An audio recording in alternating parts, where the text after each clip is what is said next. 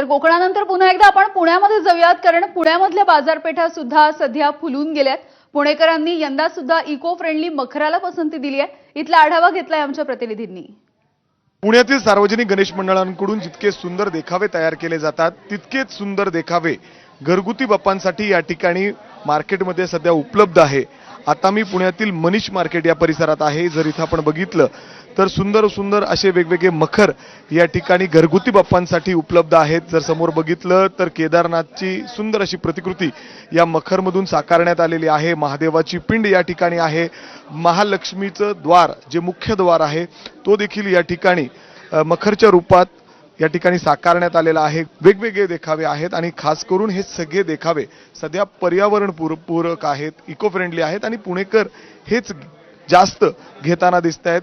आपण बघतोय प्रचंड गर्दी पुणेकरांनी आपल्या सुंदर बाप्पांच्या आगमनासाठी त्यांचे स्वागत करावं, त्यांना सुंदर सजवावं यासाठी केलेली आहेत आणि वेगवेगळे व्हरायटी या ठिकाणी पाहायला मिळत आहेत.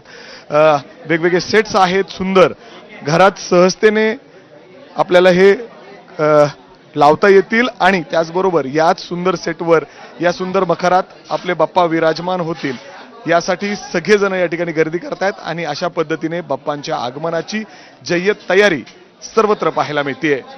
कॅमेरामॅन अमोल गवाळेसह मी मिकी घई, एबीपी माझा, पुणे.